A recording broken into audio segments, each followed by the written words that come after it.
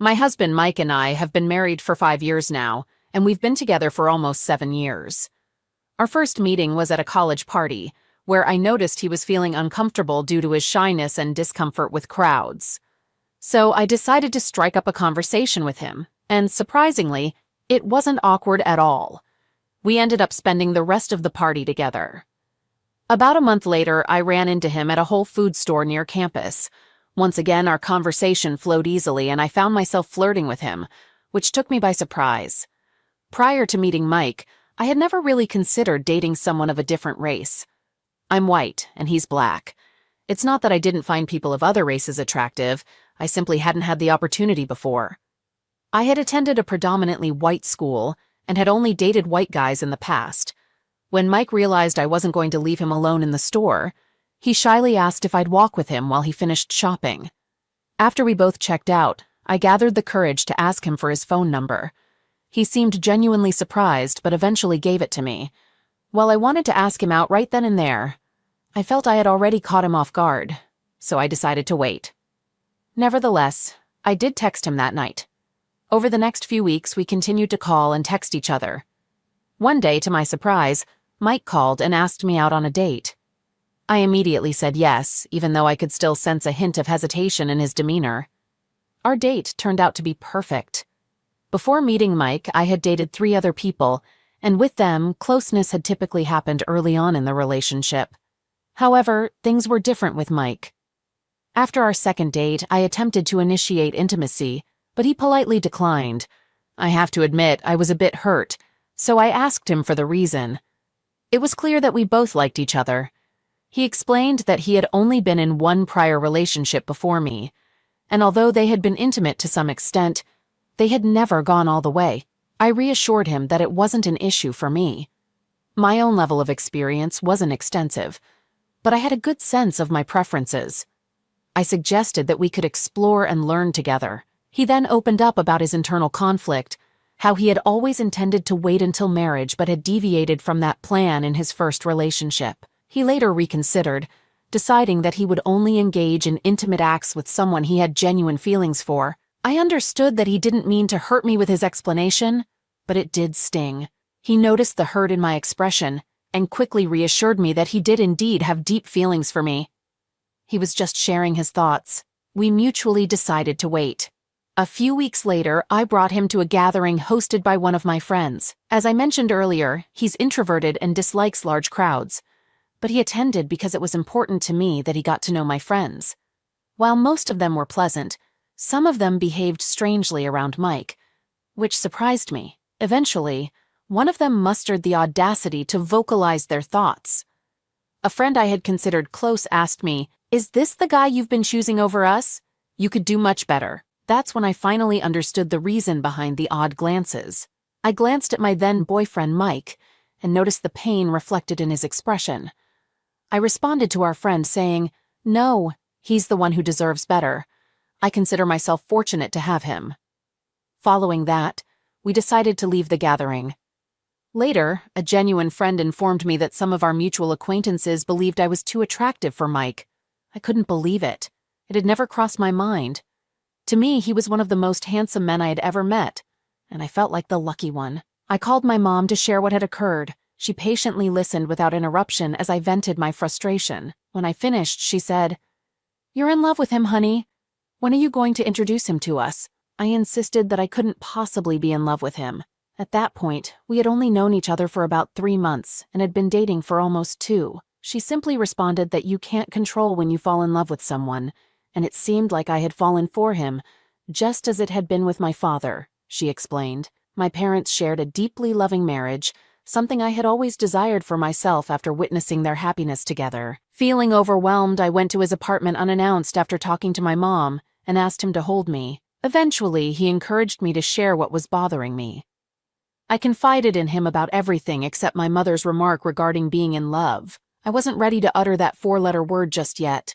In response, he admitted that he had actually thought I was way out of his league and worried that I might leave him for someone more attractive. I had always been aware that people considered me more attractive than most, but hearing him voice those insecurities shattered my heart. I reassured him that it wasn't true and that I didn't want anyone else. The conversation went back and forth for a bit until I felt he had accepted what I said as the truth. I desired him and him alone. That night marked our first intimate encounter. Despite some clumsiness due to his inexperience, I found it more enjoyable than any previous partner. It's clear to me now that it was fueled by my love for him. Later, as we lay cuddling, he revisited our earlier discussion.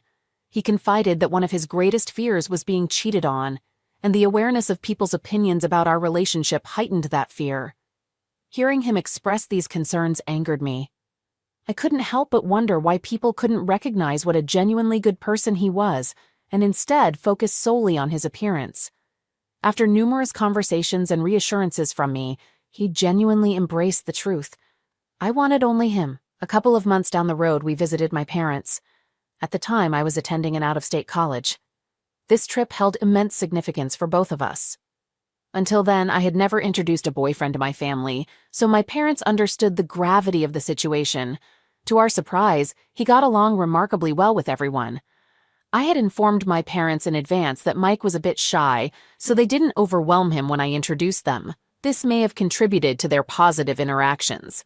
My younger brother, who was 2 years old at the time, and Mike became practically inseparable during our entire visit. I could see that he would make an amazing father. While watching them play, I uttered, "I love you," for the first time. 2 years later, we got married. After the birth of our first child, Mike's business required him to travel frequently. He even suggested letting his business partner handle most of the travel so he could stay home with us. I assured him we'd be fine with his occasional 2 to 4 day absences. During one of his trips, I was hanging out with my friend Rachel when a new acquaintance of hers joined us. It turns out this person was a new friend of Rachel's. Initially, our interaction went smoothly, but then she began probing about my marriage. She asked if I was happy and if he still treated me the same. At first, I didn't think much of these questions, assuming they were simply curious about married life, especially since neither of them were married. So I answered honestly, saying that I was indeed very happy, and he treated me just as he did before we got married. However, they started suggesting that I might not be as happy as I claimed. Usually, when someone criticizes my relationship, I react defensively. But this time, I chose to ask them why they felt that way. They claimed that Mike had essentially abandoned me after our daughter was born. As I mentioned earlier, he had offered to stay, but I knew how important these business trips were to him, so I encouraged him to go. I'll admit, I felt a bit resentful about him leaving, but his absences were never extended. They went further to suggest that perhaps he didn't love me like he used to, and that these trips were his way of escaping. Deep down, I knew that wasn't true, but I couldn't deny that a small part of me had entertained that thought. I was under a lot of stress, taking care of our baby girl and managing household chores. After discussing it with Mike, we decided to hire a maid service to clean once a week and bring in a live-in nanny. During that period, I spent time with the friends I mentioned earlier, and their words kept echoing in my mind. Despite Mike doing all the right things, something felt lacking. One day I forgot to wear my wedding ring and got hit on by a guy at a restaurant with those friends. Noticing my bare hand, I thought a bit of harmless flirting wouldn't hurt. He convinced me to join him at the restaurant's bar, and even though neither Mike nor I were heavy drinkers, I let myself have more than usual. Nothing happened that night, but I gave him my number. Around this time, Mike's schedule became increasingly busy, and we talked less and less. When the guy called a few days later to ask me out, I surprisingly said yes. As the night progressed, one thing led to another, and I ended up cheating on my wonderful husband. About 10 minutes into the situation, I suddenly realized the gravity of my actions. I abruptly stopped and told him I was married to a man I loved more than anything, that what we were doing was wrong, and I had to leave. I kept this a secret from everyone, and when Mike returned, I wholeheartedly recommitted myself to our marriage. Since then, I've remained faithful. Present time. This morning, Mike woke me up at 6 a.m. and said he had to meet someone. I didn't think much of it and asked if I should prepare breakfast for him upon his return. He declined, unsure of how long he would be gone. After a quick kiss, he advised me to go back to sleep, which I did. Little did I know that the person he was meeting would become the catalyst for a life-altering event. Mike didn't return home until 5 in the afternoon. I had called him a few hours earlier, and he mentioned he ended up at his mom's house, assuring me he'd be back soon. Once again, I didn't think much of it. When he finally arrived at 5, I didn't realize he was home until after 6. There are 2 doors he could use to enter, the front door or the garage, and I hadn't heard either open. I called him again, and he told me he was in our room. When I entered the room, I noticed that he had been crying. I tried to approach him, but he recoiled from me as if I had hurt him, something he had never done before. Before I could even ask what was wrong, he looked at me and asked, "Did our vows mean nothing to you?" I understood his reference immediately, and it felt like all the air had been sucked out of the room. The pain on his face shattered my heart. Unable to respond, he added, "Don't insult my intelligence by lying to my face." I proceeded to share everything, as I mentioned earlier, tears streaming down my face throughout. When I finished, I started to plead with him, begging him not to leave me. He brought up his no second chances rule for cheaters, and that's when my crying turned into hysterics. I had forgotten my mom was nearby, but that's when she appeared at our bedroom door, asking if everything was okay. I reassured her, and she eventually left. Returning to my husband, he handed me his phone and instructed me to press play. It turned out that the man I had cheated with had secretly recorded our encounter. It confirmed my account of stopping it. I will never be able to unsee that. The woman I love with another man. I tried to explain. This was 3 years ago, babe, and I haven't strayed since. It meant nothing, he countered. How long ago it was doesn't matter. You had another man's mouth on yours in his presence where it shouldn't have been. How would you feel if I had gone and slept with another woman? Heartbroken, I replied. Exactly. I never felt the need to seek attention elsewhere, even when you were being distant towards me. You know why? Because I believed that if we worked on it, I would regain my wife. I thought I had, but you just felt guilty. No, that's not it. You know I love you more than anyone else in the world, he insisted. I can't understand how you could love me so deeply and still do what you did, I replied. I'm willing to do anything to make amends. Perhaps we could consider couples therapy, or I want a divorce. I won't subject us both to the agony of trying to salvage this. You know I'll never be able to erase that video from my mind. Despite how much I want to be angry with you right now, I just can't. Somehow, I still love you. I continued to plead with him to reconsider. Eventually, he informed me that I could stay in the master bedroom while he would sleep in one of the guest rooms. A few minutes after he left, my mom entered the room. I was hesitant to confess my wrongdoing, but I also needed her guidance. I could see the disappointment in her eyes, but then she revealed that my father had cheated on her twice. I had no idea. I recalled a difficult period in their relationship, but they never separated. I asked what they did to work things out. She mentioned couples therapy and my father's unwavering commitment to repairing their relationship. She inquired if I had told him about the pregnancy. In all honesty, I had completely forgotten about it.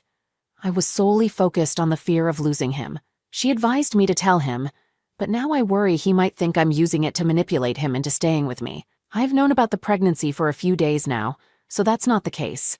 I deeply regret my actions. What should I do? How can I make amends for this? All right, that was a fun story. Now let's move on to another exciting one. Stay tuned and let's dive in. I'm a 32-year-old man, and I've been married to my wife for just over a year. While it may not be a long marriage, I have a story to share. Let's call my wife Renee, a 28-year-old woman, for privacy reasons. Our journey began about 3 years ago when I met her. At that time, she had recently moved to the city, hoping to establish a career in fashion design. Her dream was to work in Hollywood, but her parents disapproved due to the industry's reputation. Instead, they wanted her to join the family business. To prove her point, Renee relocated to California and took on an internship at a fashion company. In my line of work in the advertising industry, I often collaborated with fashion design companies to create clothing for ads. This is how I crossed paths with Renee. Despite being new at her company, her manager noticed her sharp skills and included her in important briefings. As time went on, Renee became the main point of contact between our companies, and that's when our relationship began. It started as professional meetings and gradually evolved into romantic dates. I was genuinely impressed by Renee's charisma and determination. She had stood up to her parents, faced the possibility of being disowned, and left her hometown to follow her passion. We had to keep our relationship a secret because her company had a strict no relationships policy with clients. About 6 months into her internship, she secured a better-paying full-time position at a different company. After she changed jobs, we made a decision to separate our personal and professional lives to avoid jeopardizing our careers. However, we moved in together and officially became a couple. Renee didn't have many friends in the city apart from her former and current colleagues, so she often hung out with my friends. She was friendly, intelligent, and had a great sense of humor, quickly becoming a part of our friend group. I enjoyed her company so much that I never had any doubts about our relationship. After dating for 2 years, I proposed to Renee, and she happily accepted. However, she had concerns about her parents not approving. You see, her family is conservative Christian, while I'm not religious at all. She worried that her parents wouldn't be happy with our relationship, especially since they already disapproved of her career choice. To ease her worries, I introduced her to my parents first to help her feel more at ease. My parents instantly took a liking to her. I promised her that I would do my best to convince her parents, but she insisted on handling it herself. Although my parents suggested a joint dinner for both families, Renee felt it would be better for her parents to come directly to the wedding. I trusted her judgment because she knew her family best, even though my mother found it a bit unusual. Nevertheless, I reassured my mother that everything would work out fine. While preparing for the wedding, I inquired if Renee wanted to follow her family's traditional customs, but she expressed a preference for doing it our way. Her parents arrived on the wedding day, and I had mentally prepared for challenging conversations with them. To my surprise, her parents turned out to be kind and not at all the conservative, sulky, and rude individuals I had pictured. In fact, they were polite and gentle with everyone, which relieved my mother. I commended Renee for successfully convincing her parents about the wedding, although she didn't dwell on it and suggested discussing it later. After the wedding, I asked if she wished to visit her hometown since she hadn't returned there since starting her career. She mentioned her busy work schedule and intended to visit when her workload lightened. About 5 months ago, I had to go to Tokyo for work, initially planned for 4 days but extended by a week for leisure. Renee was aware of this plan from the beginning. However, on the day of my departure, she spontaneously decided to fly and visit her parents because she didn't want to be alone for a week. I found her sudden change in plans odd, and I had wanted to accompany her. But since I would be away for a week, I couldn't express my desire. During those 5 days, we seemed somewhat distant. I was engrossed in my work and exploring the new city, while I assumed she was occupied with her family, given the long time since their last meeting. When we both returned, I conveyed my wish to meet her family, except for her parents, whom I had only briefly met. She suggested we could plan it for another time. A few weeks after she returned from her trip, Renee approached me with something she wanted to share, and it concerned her brother. This revelation surprised me because she had never mentioned her brother before. During our dating phase, when I inquired about her family, she did mention having a brother, but also indicated that they weren't close. When I couldn't find her brother at the wedding, I inquired about his absence, and she casually mentioned their distant relationship, suggesting he might be preoccupied with the family business in her father's absence. Renee disclosed that her brother was not straight, and when her conservative family discovered his orientation, they subjected him to therapy in an attempt to change his sexual orientation. I couldn't help but raise an eyebrow upon hearing this. She explained that she hailed from a small town where people still considered homo as mental illness, and her parents adhered to conservative beliefs. However, despite several years of therapy, her brother remained true to his orientation, leading to his parents disowning him. This was the reason they intended for Renee to take over the family business. Her brother didn't take his family's rejection well and turned to substance misuse, eventually requiring rehabilitation. This explained his absence at our wedding. I couldn't help but feel disappointed that she hadn't shared this information with me earlier. She tearfully explained that she had been apprehensive about my judgment regarding her family background.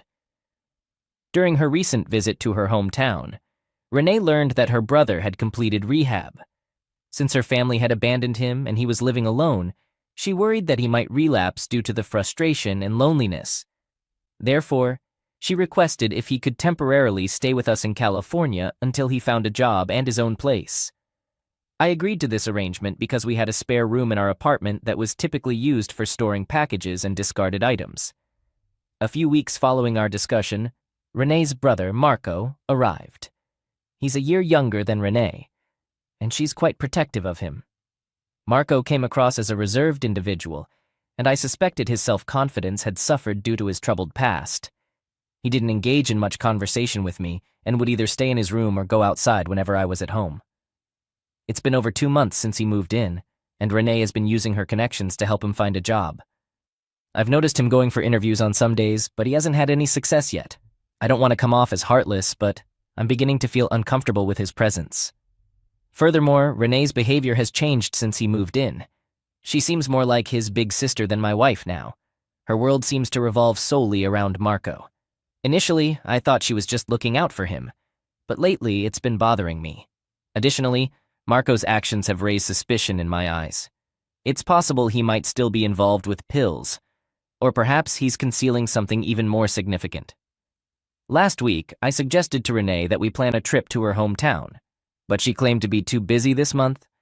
She also requested that I not inform her parents about Marco living with us. When I asked why, she explained that her parents had disowned him, and they wouldn't appreciate me taking his side. I found her reasoning confusing. She mentioned that her parents had finally accepted her career and were content with her life choices, and she didn't want to jeopardize their improved relationship by bringing up Marco. This situation raises red flags for me.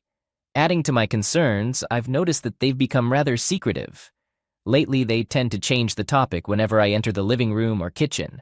I've even overheard them speaking in hushed tones, and when I enter the room, they abruptly switch to normal conversation. I confronted Renee about this, and she explained that they were discussing Marco's struggle with relapse and therapy, which he felt embarrassed discussing in my presence.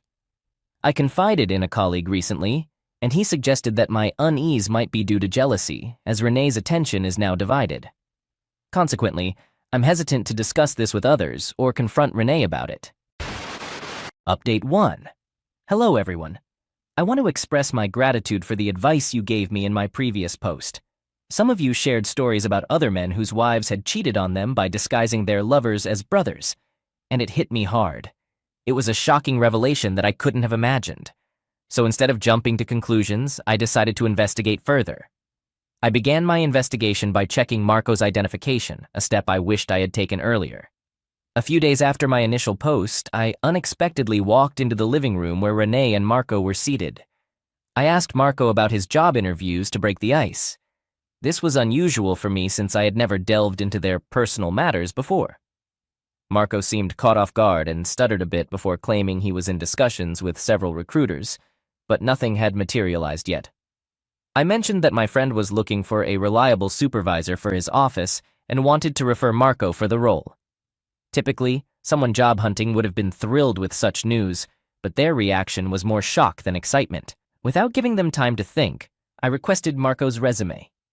Renee interjected, saying she would share it later, but I insisted on getting it immediately. Renee's resistance only heightened my suspicions. After a brief exchange between Renee and me, Marco reluctantly shared a digital copy of his resume. I promptly opened it in their presence and checked for his name.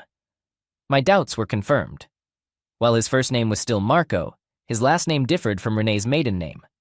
I subtly inquired about this discrepancy. Before Marco could respond, Renee claimed that he had changed his surname after being disowned by their parents. I had anticipated this explanation. Until then, I suspected that this brother-sister duo was hiding something, but after this revelation, their true relationship became even more uncertain.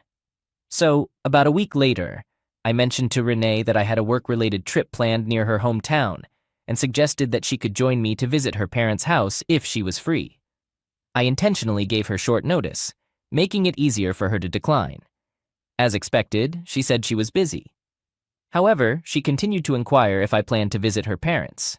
I replied that I wouldn't visit them alone and that we could plan for another time. In reality, I didn't have any work trip. My true intention was to go to her hometown and meet her parents to uncover the truth. I won't delve into the details of how I obtained their address, but it was available on her ID. So I went to their house and immediately informed them not to mention my visit to Renee, because I was planning a surprise for her upcoming birthday, which was just a couple of days away. I told them that I wanted to invite them in person to a surprise party I was arranging for her. They welcomed me warmly. During our conversation, I gradually brought up the topic of conservatism, mentioning how Renee had described them as such. They chuckled, thinking it was a joke. Then, I began asking them about their religious beliefs, and to my surprise, it became evident that they were not conservative at all. I then subtly inquired about their business without raising any suspicions. Her father mentioned that he planned to retire from his company next year and enjoy a more relaxed life. I seized the opportunity and asked how the business would continue after his retirement. He explained that his son was already managing the business effectively, making him the natural heir. I noticed Renee's mother appeared uneasy, so I tried to change the subject. However, her father continued saying, "I wanted to ensure fairness between both my children. That's why I encouraged Renee to join the business. This way, both my son and daughter would have an equal share in the business. Since Ryan is my son from my first marriage, both Renee and my wife were worried that he might not share the business with her. As you're now part of the family, I want you to know that I'll be fair to both my children." He continued, expressing his dissatisfaction with Renee's career choice. But at that moment, I was mentally overwhelmed upon hearing the name Ryan. I felt a tightness inside me and needed to catch my breath. So I interrupted him, suggesting that we could discuss our differences when they came for Renee's birthday. Although I didn't get to meet Ryan, I noticed his presence in the family photos displayed in their hallway. As I left, I once again emphasized the need to keep my visit a surprise from Renee, which they agreed to. I felt repulsed by the knowledge that Renee had indeed been having an affair in our home, portraying him as her brother. I visited them on a Saturday, nearly a week before Renee's upcoming birthday on Thursday. I felt so uncomfortable sharing the house with her that I decided not to return home after meeting her parents. When she called me on Sunday to ask when I would be back, I explained that my work had been extended, and I wouldn't return until Thursday morning. Currently, I'm staying in a hotel until then. I'm well aware that she and her lover are enjoying their time together during my absence, but I'm not concerned. My primary goal is to expose and confront her in front of her parents. I've already initiated discussions with a lawyer to initiate the divorce process. In fact, I had an appointment with the attorney a few hours before posting this update. I'll provide another update once I've confronted her and revealed the truth. Update 2. I've finalized my divorce and I apologize for the delay in providing this update. I wanted to wrap up everything and share it all at once. Some of you commented that I overlooked obvious red flags, but the truth is, I didn't find them absurd while they were happening. It only seemed strange when I reflected on the events following Marco's arrival. When you examine each individual incident, they don't appear suspicious. It's only when you add everything together that it becomes evident. Now, some people are teasing me for not realizing it sooner. Now, moving forward. As I mentioned, I invited Renee's parents to celebrate her birthday on Thursday. I returned home on the same day and she was there. Seeing her face made me feel awful, and I didn't even offer her a birthday wish. She seemed to think I had forgotten, so she hugged me and playfully asked for a birthday greeting. I played along and wished her a happy birthday. She suggested we go out to celebrate, but I claimed to be tired and in need of a shower. After my shower, I found that Renee had already dressed up and was eager to go out. I acted as if I didn't notice her and went to bed instead. She tried to be cute and insisted I get ready to take her out. I pretended to be indifferent, mentioning that I had a severe headache and needed a nap. I asked her to wait for a couple of hours, which upset her, but I reassured her that it would be worth the wait. I wasn't feeling sleepy at all. Instead, I had a heavy heart, knowing that a confrontation was imminent. About an hour later, I received a call from Renee's father, informing me that they were on their way. I quickly got out of bed and headed outside. On my way, I noticed Renee and Marco chatting and cooking in the kitchen. Renee even asked me where I was rushing off to. I replied that there was a package delivery outside, and I needed to collect it. I went outside and waited for a few minutes until I saw them arrive. I greeted them and ushered them inside. It was a moment filled with shock and despair, not only for Renee and her lover, but also for her parents, as it became clear they already knew about Marco. Renee turned to me, seeking an explanation. I casually remarked, "Oh, Ryan didn't come. That would have made things easier, wouldn't it?" Her father gave Renee a disgusted look and questioned her about Marco's presence in our house. By then, Renee had begun to sob. I sarcastically continued, "Why are you saying this? Isn't he supposed to be your son?" Renee pleaded with me to stop, while Marco looked like he wanted to leave. I halted him by placing my hand on his shoulder and instructed him to stay seated. Her mother insisted on knowing the truth, so I proceeded to divulge everything.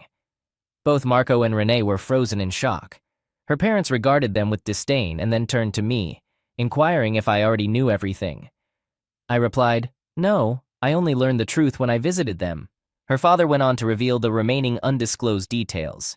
He disclosed that Marco had been Renee's college boyfriend and had always struggled with pill obsession, relying on Renee's financial support.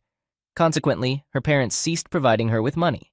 They had hoped she would join the family business to monitor her expenses, but Renee chose to financially support her boyfriend instead. As a result, she left home, found a job, and eventually moved to California, where we met and got married. Her parents expressed their happiness when they learned about her marriage to me. They believed she had moved on from Marco, but there she was, sitting with him in my house.